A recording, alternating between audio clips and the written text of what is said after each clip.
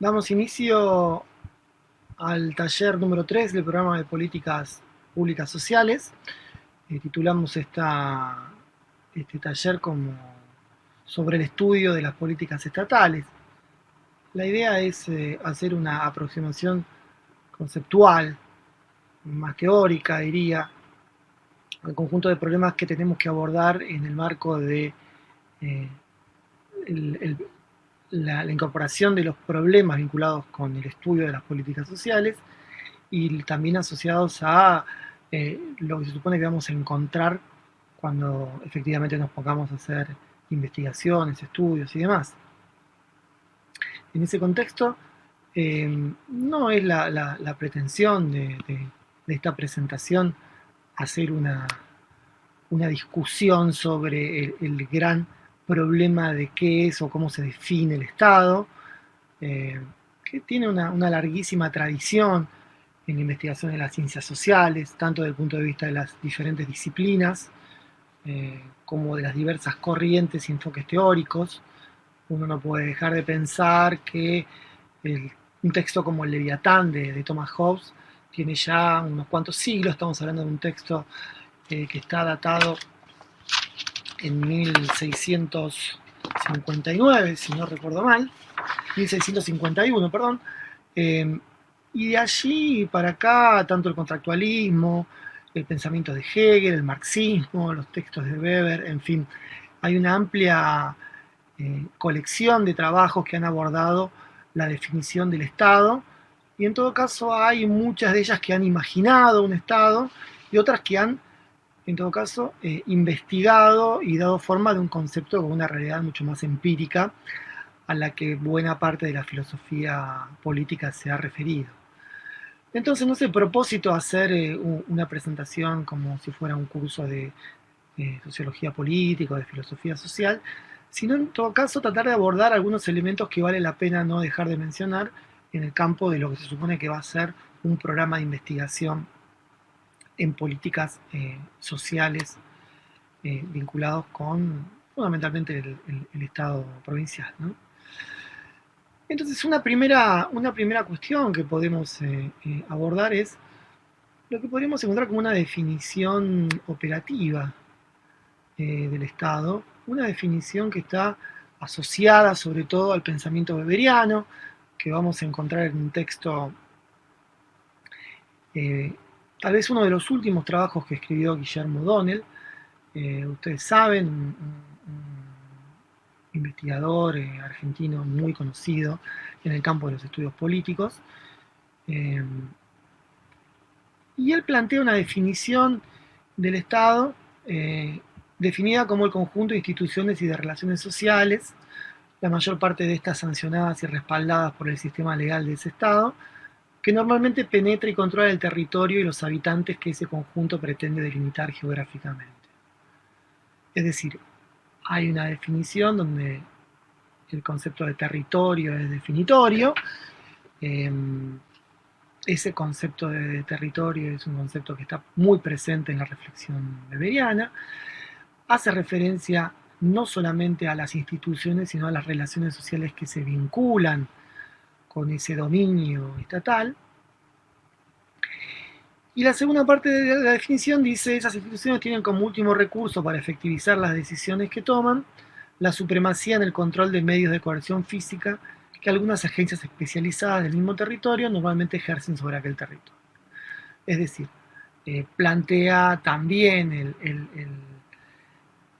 el eje weberiano de reflexión sobre lo que se va a denominar el monopolio del uso de la violencia física. Y vale la pena notar que la idea de la violencia física de carácter legítimo es, según dice el autor en este texto, una variable histórica. Que no siempre el Estado ha tenido legitimidad para el uso de la violencia, dando lugar en todo caso a todos los procesos de uso de la violencia que no fueron legitimados, por ejemplo, por procesos electorales, ¿no? Continuando con la idea de O'Donnell, él dice que el Estado uno puede entender a través de 4 dimensiones. En primer lugar, un conjunto de burocracias, es decir, aquellos elementos que objetivan en un cuadro administrativo de dominación, básicamente conjunto de organizaciones complejas que tienen jerarquías pautadas, que tienen asignaciones y responsabilidades legalmente constituidas y que orientan su accionar, al menos eso enuncian, a proteger algún aspecto del bien o del interés público general. Entonces, una primera dimensión de lo que es el Estado es básicamente lo que conocemos como la burocracia. Una segunda esfera constitutiva del Estado es lo que él denomina un sistema legal. Es decir, el Estado es un entramado de reglas, que penetran y codeterminan un conjunto numeroso de relaciones sociales. Y uno podría decir que contemporáneamente la expansión del sistema legal ha invadido esferas sociales en forma creciente. Pensemos solamente en algunas discusiones que han tenido en los talleres previos. Algunos de las convenciones internacionales de derecho, por ejemplo, penetran de manera muy decisiva en las relaciones entre, por ejemplo, adultos y menores de edad, o entre los géneros. Entonces, digamos, lo que se supone que eran en principio relaciones sociales establecidas bajo otros parámetros, crecientemente se constituyen en esferas reguladas y reglamentadas por la condición de los derechos. Y esto supone en todo caso la expansión de una de las esferas o de una de las dimensiones típicas del Estado moderno. De allí que O'Donnell diga que el Estado se expresa en la gramática del derecho. Dos elementos más que completan estas cuatro ideas centrales sobre el Estado. La idea de que el Estado es un foco de identidad colectiva. El Estado es un Estado para la nación, un Estado para el pueblo, lo cual constituye en principio una esfera propia que llamamos un nosotros. Un nosotros que generalmente se ha establecido históricamente y no siempre de manera amable, es decir, muchas veces aplastando y socavando otros nosotros alternativos, y por lo tanto es una figura que ha creado una identidad colectiva. Y esa identidad colectiva se expresa por encima de lo que pueden ser concebidos conflictos y clivajes sociales o de carácter étnico o de carácter religioso. Y en todo caso ese nosotros, esa identidad colectiva, prevalece sobre las otras formas de constitución de otro tipo de condiciones identitarias. Pensemos rápidamente en situaciones muy contemporáneas como lo que ha pasado en Cataluña el año pasado, los procesos de secesión que uno puede ver en distintos lugares, por ejemplo de Europa, o inclusive los desarrollos de esferas plurinacionales en algunas constituciones, como es el caso, por ejemplo, de Bolivia o de Ecuador. Es decir, la idea de que el Estado es una identidad colectiva es también un foco de conflictos crecientes en distintos lugares y en distintas naciones. Y por último, asociado con la cuestión muy también presente y contemporánea de la globalización, el problema de un filtro para tratar de regular cuán abiertos o cerrados son los espacios y las fronteras que median entre el adentro y el afuera. Es decir, cuánto está bajo control y bajo regulación estatal de carácter nacional y cuánto queda pendiente o abierto a lo que pueden ser los flujos que podemos identificar como parte de ese proceso de globalización.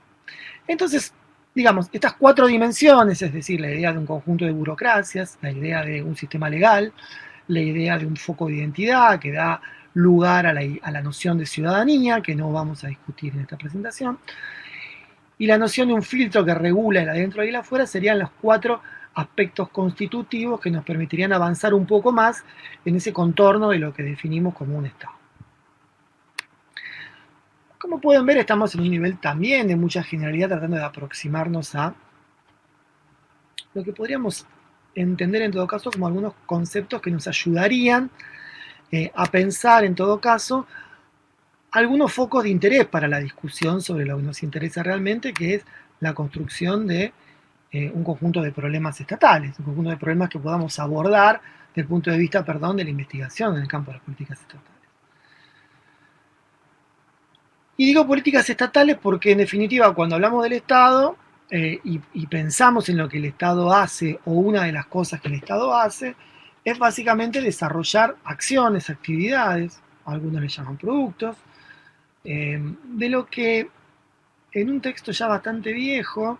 pero muy relevante y central, eh, Oscar Oslak y Guillermo Donnell llamaron el Estado en movimiento. Es decir, la idea de que cuando uno trata de analizar la política estatal, lo que está viendo es cómo el Estado se pone en marcha para enfrentar, para dar respuesta, para expresar alguna forma de gestión de lo que podemos llamar las cuestiones. Las cuestiones son asuntos, demandas, necesidades que están socialmente problematizados y que de alguna manera se incorporan a la agenda pública, que forman parte de la discusión pública y por algún mecanismo que hay que identificar ingresan a lo que podemos llamar la agenda del gobierno. Entonces, muchos dicen, bueno, no existen los problemas como tales, lo que existen son problemas socialmente problematizados. Lo que antes no lo era, hoy comienza a serlo, lo que antes lo era, hoy deja de serlo. Pensemos en las cuestiones que se han estado discutiendo últimamente sobre temas de, bueno, la cuestión de género que está muy presente, el debate que se está dando en las próximas semanas en el Congreso sobre el aborto, es decir, cómo temas que estaban dando vueltas por distintas razones que hay que establecer, comienzan rápidamente a plantearse como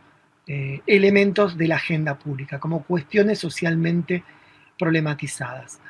Entonces, esas cuestiones tienen un ciclo donde pueden ser resueltas o dejadas de lado, eh, y básicamente dejarla de lado es una manera también en la cual el Estado toma posición, es decir, el Estado, ya sea por omisión o por acción, se ocupa de lo que se supone que son esos temas, esas cuestiones que son puestas en el seno de la discusión y por lo tanto que concitan la atención de alguna esfera, de alguna agencia, de algún área de la actividad estatal. Y entonces esas mismas cuestiones son problematizadas por distintos agentes con distintos puntos de vista, movilizando distintas estrategias y solicitando distintos tipos de recursos para resolverlas. Entonces, básicamente cuando miramos o analizamos políticas estatales, estamos mirando también por detrás cuáles son las demandas, las cuestiones que en algún punto le han dado origen. Y cómo también hemos planteado en algunos trabajos nuestros, cómo esas cuestiones a veces quedan muy lejos en el tiempo y sin embargo las políticas siguen desarrollando, siguen haciendo lo que venían haciendo de la misma manera porque han sido inscritas en una cierta dinámica que hace que las instituciones funcionen de cierto modo. Políticas públicas o políticas estatales.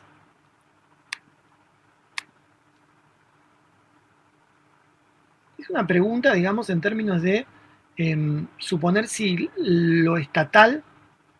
o lo público es intercambiable, forma parte de lo mismo, si son sinónimos que pueden usarse con la misma lógica. En general, muchos textos prefieren hablar de políticas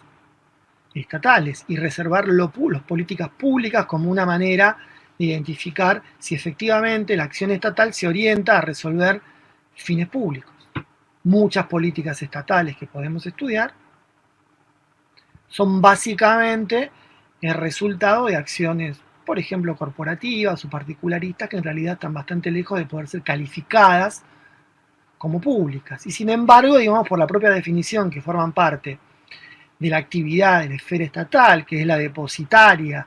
de lo público, de lo colectivo, tienen a intercambiarse los términos, pero uno podría legítimamente hacerse algunas preguntas sobre esto. Entonces la política estatal, como decíamos, es una toma de posición que intenta de alguna manera una forma de resolución. Es decir,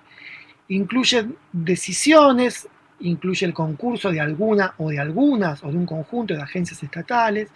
implica acciones, implica también omisiones, implica redefiniciones de la cuestión,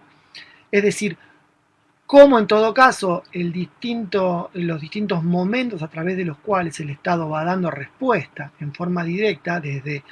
la plena resolución, por decirlo de alguna manera, o inclusive por la absoluta represión, podemos encontrar en todo caso esa idea del Estado que se pone en movimiento, que se pone en marcha frente a lo que puede ser la idea de una cuestión socialmente problematizada, que también, por supuesto, puede ser problematizada por los propios agentes del Estado, por las propias burocracias estatales.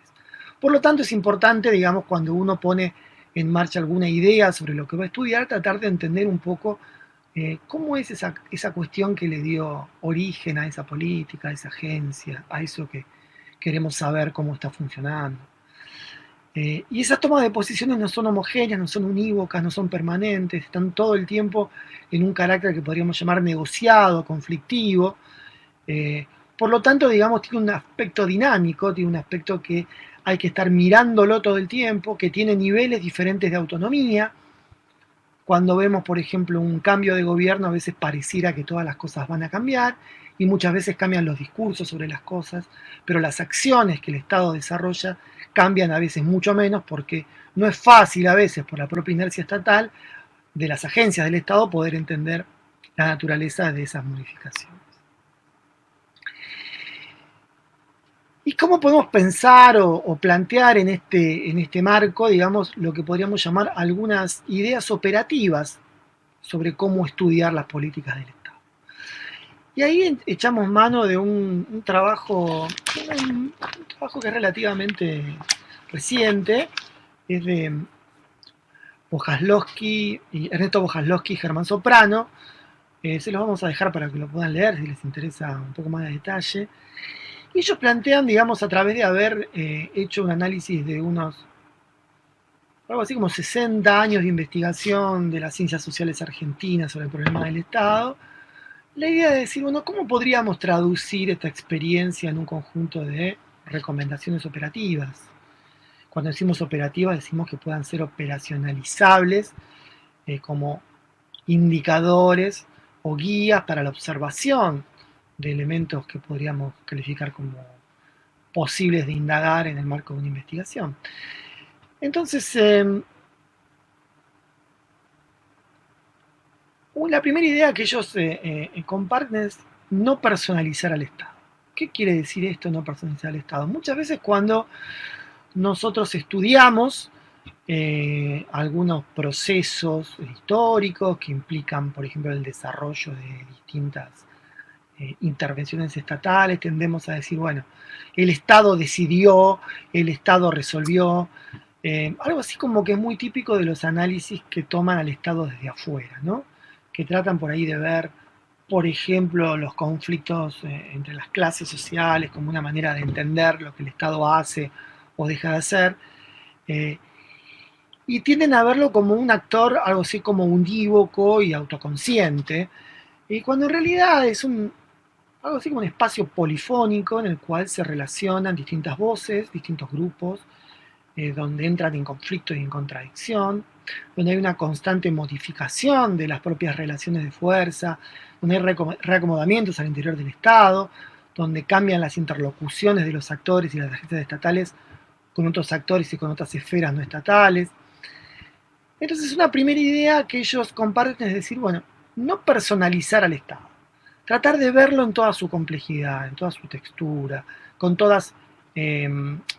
sus propias formas no coordinadas de trabajo muchas veces, que llaman la atención, pero que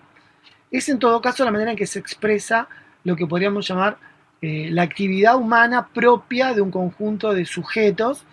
que desarrollan sus acciones en un marco institucional particular, como es la esfera del Estado. Entonces eso nos lleva, bueno, acá hay un error, a la segunda de las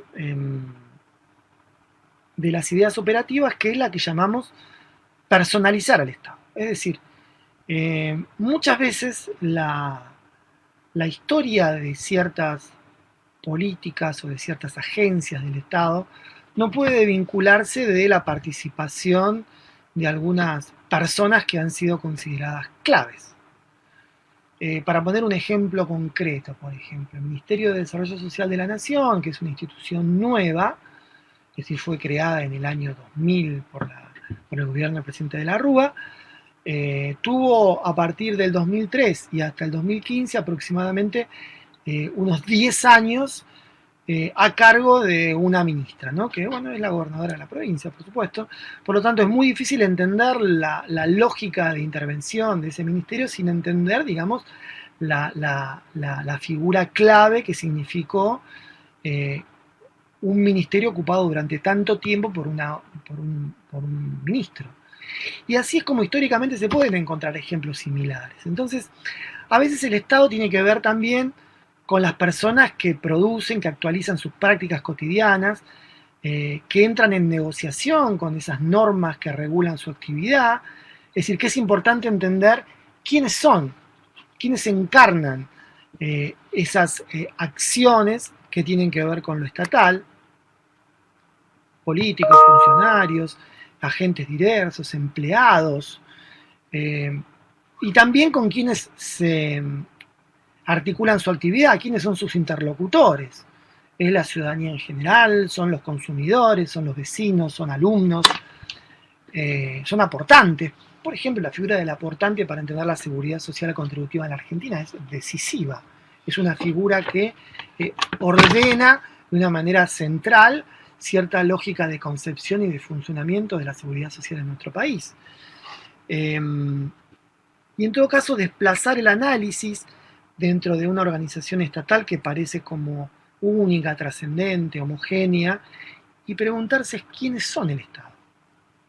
¿Quiénes son esos individuos, esos sujetos que se convirtieron en Estado y que logran que sus actividades tengan lo que podríamos llamar el efecto Estado? Es decir, que lo que hacen es finalmente lo que se supone que el Estado decidió hacer y que se nos manifiesta como una especie de solución o de producto o de objeto terminado, cuando en definitiva tiene que ver con un conjunto muy amplio de actividades y acciones que un conjunto de individuos desarrollan, insisto, en cierto campo de actuación particular como es la burocracia estatal. La tercera recomendación en esta línea es la idea que en realidad lo que llamamos Estado o política estatal es el resultado de múltiples presiones. La distinción, a veces tajante, entre Estado y sociedad civil, entre Estado y mercado, no es del todo pertinente. Muchas veces uno no podría decir que son efectivamente esferas continuas, pero en todo caso los intercambios y las interrelaciones entre lo que llamamos la esfera de lo público estatal y la esfera de lo privado o la esfera de lo no lucrativo es sumamente frágil, lábil, intercambiable, y hay un conjunto de tensiones además que se expresan en la actividad estatal que no se derivan de una estructura social clasista, es decir, que no responde a lo que podría ser esa matriz de enfrentamiento, podríamos llamar típico del análisis marxista entre el Estado, entre la clase obrera y la clase propietaria, sino que operan distintas lógicas sociales que hacen que en el Estado pasen cosas que no puedan comprenderse sin entender, por ejemplo, ciertos grupos profesionales, ciertos grupos corporativos, ciertas lógicas partidarias, ciertas inclinaciones religiosas, que tienen como interlocución a esas agencias estatales y que son las que indican en todo caso o que las que nos permiten comprender muchas veces por qué el Estado funciona de esa manera. Cierta idea de algo así como cooptación o colonización de la actividad estatal por actores del sector no estatal que tienden a expresar en todo caso esa idea que el Estado pocas veces o casi nunca está aislada y que ese contacto le brinda distintos elementos materiales y simbólicos que son las que permiten en definitiva entender y condicionar su ejecución. Entonces el Estado siempre es algo así como el resultado desafiado de lo que ocurre adentro y afuera. Por eso decimos que es una construcción de carácter histórico y que en todo caso entender ese contexto también forma parte de entender lo que efectivamente expresan esas políticas del Estado. Una cuarta idea es mirar en todo caso adentro del Estado, revalorizar la importancia de las relaciones y tensiones intraestatales de la acción estatal. Son poco atendidos en general los conflictos y los problemas al interior de la administración. Muchas veces ciertas políticas solamente tienen sentido si uno entiende por ejemplo, la pelea o el conflicto entre grupos al interior de la burocracia. Hay un caso muy claro en la ciudad de Buenos Aires, por ejemplo, entre lo que se llaman los centros de cuidado infantil, que están en un área de gobierno, y los jardines maternales, que están en otra área de gobierno, y que la dificultad de concentrar todo en una única área tiene que ver con, bueno, conflictos de orden, por ejemplo, sindical en ese caso, ¿no? Y de la responsabilidad que distintas burocracias han tenido históricamente sobre esos dos ámbitos de actuación. Entonces, suponer que todo lo que, es decir, que existen enfoques que podríamos llamar prescriptivos y normativos, que son típicos de los estudios de administración pública, es decir, que miran lo que serían los elementos normales y formales de la actividad burocrática, y que todo lo que se opone a esa concepción autónoma, autocentrada, regulada por normas impersonales, típicas de la definición, volviendo otra vez al tema weberiana de la burocracia, es decir, todo lo que se aparta de esa lógica es entendido como desviaciones, anormalidades, formas corruptas. Es decir, suspender el a priori de que el Estado encarna una especie de modernidad racional y normativa,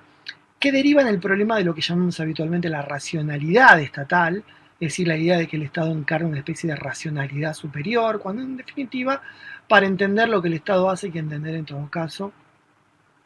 también las tensiones que están al interior de su propio aparato. Y la última de estas ideas es lo que podemos llamar de centrar al Estado. A veces hay que quitarle su lugar predominante en las explicaciones, dejar de verlo también desde las capitales y desde las cúspides del Ejecutivo, la oportunidad que nos brinda, por ejemplo, trabajar en el contexto de una provincia como Santa Cruz implica, por ejemplo, verlo desde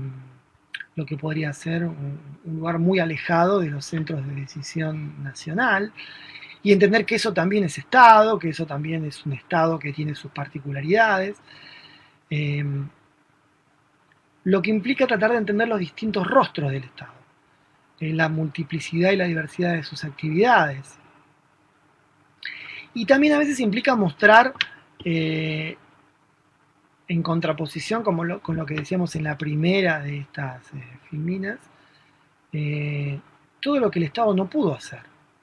todo lo que el Estado o que las políticas estatales o que los funcionarios anunciaron y jamás pudieron cumplir. Por eso es importante a veces posarse en lo que podemos llamar los márgenes, las particularidades, es decir, todo aquello que pueda ser entendido como tratar de construir una consideración de lo que efectivamente llamamos Estado, que se aleja bastante de esas miradas que podríamos encontrar como desde arriba, desde la cúspide o inclusive desde afuera, y tratar de comprender a través de la investigación el conjunto de pequeñas decisiones, de pequeños fallos, de pequeñas cuestiones que parecen en principio como irrelevantes y muchas veces son factores explicativos muy sustanciales para entender lo que efectivamente queremos estudiar. Bueno, con esto cerramos una primera aproximación a esta discusión y esperemos que estos materiales sirvan sobre todo para poder darle un marco de reflexión a lo que puede ser la construcción de eso tan complejo que es un objeto de estudio basado en las políticas estatales.